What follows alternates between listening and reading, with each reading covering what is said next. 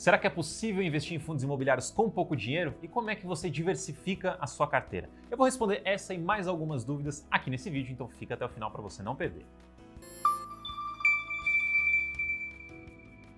Começando aqui então pela primeira pergunta que foi direcionada realmente a mim. Quando você não vai subscrever os direitos em uma subscrição, você costuma vender os seus direitos? A resposta, na maioria dos casos, é sim. Em algumas emissões é possível você vender os seus direitos de preferência, lembrando que direito de preferência é um ativo que você recebe por ser cotista de um fundo que vai realizar uma emissão. Então, por você ser cotista, você recebe esse direito, que é uma bonificação, e quando possível, você pode negociar. Não são todas as emissões, mas algumas emissões permitem que você negocie esse direito. Negociar é comprar mais ou vender os que você já tem. Então, se você não vai participar da emissão ou você vai participar parcialmente, aquilo que você não vai usar, você pode vender. Aí você pode olhar o quanto que vale no mercado, é só se você digitar o ticker, as 4 letras, no final, em vez de número 11, você digita o número 12, coloca isso no home broker e você vai ver quanto está sendo negociado esse direito. Você vai notar que na maioria dos casos vale centavos, então não vale muita coisa.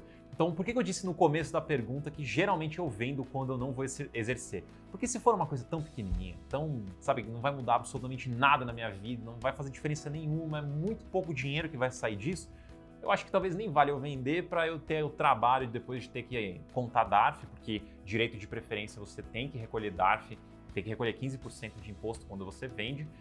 Esses 15% provavelmente não vai dar para pagar um DARF, porque vai ser muito pouco dinheiro, então eu vou ter que anotar, daí vou ter que deixar isso para depois. Então assim, tem um trabalhinho por trás de vender o direito, que se realmente não for me dar um dinheiro, não precisa nem ser relevante, mas uma quantidade ali, se tem algum significado, se não tiver esse tamanho, aí eu nem vendo para não me dar o trabalho de ter que me preocupar com essas coisas. Mas assim, geralmente, se você não vai participar ou participa parcialmente, vende os seus direitos, que daí você ganha pelo menos um trocado. E aí você avalia se esse trocado é muito pouco a ponto de não valer a pena você ter esse trabalhinho burocrático aí da DARF.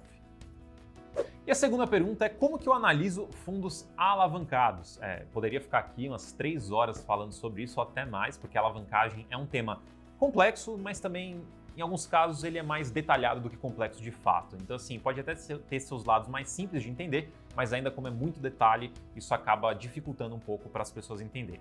Mas de toda forma, em poucas palavras, para a gente ficar na parte mais simples desse assunto, o que é alavancagem? São dívidas, são obrigações que o fundo assumiu e vai ter que pagar. Então ele basicamente comprou um imóvel parcelado, ou ele pegou uma dívida, pegou um empréstimo para comprar um imóvel e vai ter que pagar essa dívida. Então essencialmente a alavancagem é isso. E como que eu analiso? Eu vou colocar aqui em 2 grandes categorias. E a primeira delas é a capacidade do fundo de pagar, de honrar com esses compromissos. Qual que é a capacidade atual e futura do fundo conseguir pagar isso que ele deve? Ele tem caixa? Ele não tem? Ele tem espaço para fazer uma emissão? Não tem? Ele pode vender um ativo? Não pode? O ideal é que ele tenha caixa, para ele conseguir fazer esses pagamentos sem que ele tenha que se desfazer de algum ativo, sem que ele tenha que depender de uma emissão, porque como a gente viu nesses últimos anos, a janela de emissão ela pode fechar. Então, se a janela estiver fechada, ele não consegue fazer a captação ou ele vai ter que emitir abaixo do patrimonial, que é algo ruim. Então, a emissão é interessante não depender dela. Você pode contar com ela, mas não depender dela para te trazer mais conforto. Já na parte de vender ativo, também é no mesmo sentido, você pode contar com isso, mas depender disso também não é interessante. Primeiro, que você vai se desfazer de parte do seu portfólio. Segundo, que você não tem a garantia de que vai vender. Terceiro, que você não tem a garantia de que vai vender pelo preço que você gostaria de vender. Então, esses 2 cenários de emissão e venda de ativo, eles são coisas que podem ajudar a solucionar isso, coisas que podem ser contadas no processo, mas o ideal é que o fundo tenha uma estrutura atual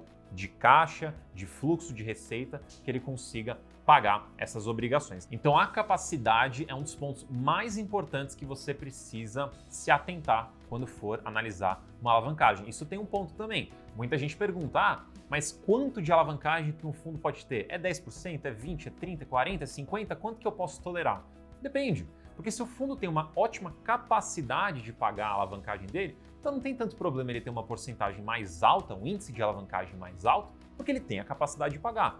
A questão é, se ele tem um índice alto e não tem ativos líquidos, ou seja, dinheiro no caixa, ou cotas de fundos imobiliários que ele consegue desfazer, ou talvez algum CRI que ele consiga desfazer para arranjar dinheiro e pagar, se ele não tem isso, aí fica preocupante, porque o índice está muito alto, não tem capacidade de pagar, E aí? Aí a gente vai ter que ir para aquelas opções que eu dei.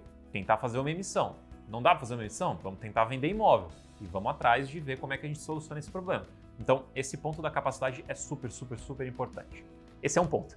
Qual que é o segundo ponto que eu gosto de analisar, que eu também vou tentar dar uma resumida aqui, é o casamento da dívida, ou seja, o perfil da dívida e o casamento disso com os contratos, com também o tipo do imóvel, o tipo de operação do fundo. Então, se eu tenho uma dívida que é atrelada ao IPCA, idealmente eu quero essa dívida atrelada a um contrato IPCA também. Porque se um sobe, né, um é corrigido pelo IPCA, o outro também. A duração, né, o quanto tempo tem de dívida, também é interessante que seja casado com quanto tempo tem de contrato, ou pelo menos que o contrato seja mais longo. O tipo de contrato é legal que seja um contrato atípico, porque daí se o inquilino quiser sair desse contrato no meio do caminho, ele tem aquela multa bem robusta, que é o total ali do saldo remanescente que ele deve, ele vai ter que pagar tudo isso como multa, então isso já traz um dinheiro para o fundo para ele conseguir resolver a dívida. Então, esse casamento de dívida e contrato é super importante para não ter problemas. Imagina você tem ali uma alavancagem, até talvez muita alavancagem, e você tem contratos típicos, que são aqueles mais fáceis, ou mais fáceis entre aspas, né, para o inquilino sair, onde a multa é menor, onde é um pouco mais flexível para você conseguir ter essa saída. Se ele saiu, acabou a receita, como é que você paga ali suas obrigações? Então é importante ter esse casamento. E se você somar a capacidade do fundo de pagar suas obrigações, de amortizar essa dívida, mais esse perfil da dívida e os contratos, o casamento dessas duas coisas, você pode ter um fundo muito mais confortável até mesmo tendo um índice alto de alavancagem. Então, esses dois pontos são os principais para mim. Capacidade, veja o quanto ele tem de caixa, ver o quanto ele deve no curto prazo, ver qual que é a capacidade dele conseguir resolver essa situação, mesmo que seja assim de próximo 1, 2 anos. E o segundo ponto é você avaliar como essa dívida foi estruturada para ver se o fundo tem o fluxo e também as seguranças, as proteções para continuar carregando essa dívida, pagando essa dívida sem grandes problemas. Terceira pergunta, que vira e mexe essa pergunta aparece, não sei se tem algum motivo por trás, porque tem vezes que assim são picos de perguntas onde essa mesma é citada várias vezes, e essa mesma aqui foi citada várias vezes quando eu peguei lá no Instagram, inclusive me segue lá no Instagram, vou deixar o link aqui embaixo na descrição, que é se vale a pena alugar as cotas de fundos imobiliários. A resposta é sim, se você não vai usá-las, se você é o verdadeiro buy and holder, você compra suas cotas para carregar por longos e longos anos, aproveitando toda a renda que elas têm a te oferecer. Se esse é o seu perfil, então sim, vale a pena você alugar, porque você empresta para outra pessoa, essa outra pessoa vai fazer a operação dela e por conta deste aluguel que você está ali permitindo, ela te paga uma remuneração, depois ela devolve as cotas, os rendimentos das cotas continuam vindo para você. Então, sim, vale a pena, é uma forma de você ter uma rentabilidade extra na sua carteira. Não vai ser uma rentabilidade que vai mudar a sua vida por dois motivos. Primeiro, porque a gente está num mercado pouco líquido de aluguel, então não é fácil alugar, inclusive tem uns anos já que a minha carteira inteira está disponível para aluguel, mas praticamente nada é alugado. Talvez uma vez, duas no ano é quando consegue sair um aluguel ali, então a liquidez do mercado está muito baixa. Então já por esse motivo aí, apesar de fazer sentido, talvez você não consiga fazer o aluguel. E o outro ponto é que a remuneração de fato ela não é muito grande e tem uma taxa sobre isso que a corretora fica com parte do valor, então você também não recebe 100% dessa remuneração. Então no fim do dia, vale a pena, mas é difícil você conseguir por conta da liquidez e mesmo que você consiga, a remuneração não é tanto expressiva, né? Não é tão relevante, apesar de que é uma remuneração. Então, se você conseguir, boa sorte para você, ótimo, mas já fica o aviso que a liquidez é muito baixa e talvez você não consiga, pelo menos neste momento. A gente torce para que a liquidez aumente daqui para frente. Por sinal, se você quer aprender um pouquinho mais sobre fundos imobiliários, eu vou deixar aqui embaixo na descrição um e-book totalmente gratuito para você aprender como investir em fundos imobiliários. É só clicar no link e baixar. Quarta pergunta: é possível investir em fundos imobiliários com pouco dinheiro? Para ser direto, a resposta é sim, você consegue. Obviamente, você tem que lembrar que o seu resultado nos investimentos em geral, isso aqui não é exclusivo de fundo imobiliário, o seu resultado vai depender de o quanto você coloca. Então, quanto mais você colocar, mais você consegue tirar também. É proporcional. Lembre-se que sempre que a gente vai falar de quanto que um fundo imobiliário rende e a gente usa um número hipotético de 10% ao ano, por exemplo, a gente está falando 10% sobre o que você colocou. Então, se você colocou 100, você vai receber 10% disso. Se você colocou 100 mil, você vai receber 10% disso. Então, lembre-se que o seu resultado é proporcional ao seu esforço. E o esforço sendo o quanto que você coloca de dinheiro ali dentro e também o quanto que você estuda para colocar esse dinheiro bem colocado. Então, esse é um ponto. O segundo ponto é, eu consigo, com pouco dinheiro, acessar, comprar cotas, fazer realmente uma carteira? Sim, você consegue. Por dois motivos. Primeiro, os investimentos em fundos imobiliários, a maioria é negociada na casa dos R$100, que costuma ser um valor bastante acessível para pelo menos você comprar uma cotinha por mês. Mas caso R$100 não seja um valor disponível para você ou que você consiga investir agora, nesse momento, tem vários fundos imobiliários negociados na casa dos R$10 e a quantidade de fundos nesse patamar de R$10 vem aumentando gradativamente. Hoje não tem tantas opções assim, pelo menos na minha opinião, para você conseguir montar uma carteira exclusivamente com esses fundos de R$10, mas tem várias opções que você consegue ali selecionar, pelo menos para você começar a sentir ali como é que é o investimento, aprender um pouquinho mais e depois você vai pegando alguns ali na casa dos R$100 e aí eventualmente conforme a coisa for andando, sua carteira for crescendo, seu aporte for crescendo, aí você consegue comprar cotas de R$100 com mais facilidade, mais acessibilidade ali no seu novo patamar de investimento. Então, sim, é totalmente possível você colocar o seu dinheiro para trabalhar, mesmo que você tenha pouco dinheiro neste momento, mas eu tenho certeza que o seu patrimônio seguirá crescendo e você vai conseguir construir patrimônio ao longo do tempo. E a quinta pergunta, como é que eu faço para diversificar a minha carteira? E até acho que a gente consegue dividir um pouquinho aqui entre diversificar tendo muito dinheiro e diversificar tendo pouco dinheiro. No conceito geral é a mesma coisa, não muda, mas a velocidade com que você vai fazer, aí sim muda um pouquinho. Então como que você diversifica a sua carteira? A gente pode começar essa diversificação com o número de ativos. Se você tem pouco dinheiro para começar, então talvez não faça muito sentido você querer ter 20 ativos, por exemplo, porque se você vai comprar uma cota, 2 cotas por mês, pensa no trabalho que você vai ter para montar uma carteira de 20 ativos para ter muito pouquinho em cada um. Talvez não faça tanto sentido você começar logo de cara com uma carteira muito grande, tendo um aporte pequeno. Talvez focar ali em um fundo ou outro, ter uma carteira mais enxuta, trabalhar, estudar para aumentar o seu aporte e daí você vai aumentando a sua carteira. Já para quem tem bastante dinheiro para fazer o aporte inicial para começar a carteira, aí você já pode, se você quiser, começar a carteira já com bastante ativos de uma vez. Comprar ali 5, 10 de uma vez, depois vai colocando mais 5, mais 10. Aí, enfim, fica ao seu critério, mas quanto mais dinheiro você tem início, mais você consegue diversificar também de início. Mas passando disso para agora indicadores ou pontos de análise sobre diversificação. Um ponto super importante, além do número de ativos, é você olhar o setor desses ativos. É interessante que você diversifique entre setores também. Por exemplo, não compre toda a sua carteira só com fundos de logística, porque se der algum problema no setor de logística, você vai estar 100% exposto nesse setor. Apesar de você poder ter 10 ativos de logística, você só tem logística, portanto você está concentrado ainda dentro de um único setor.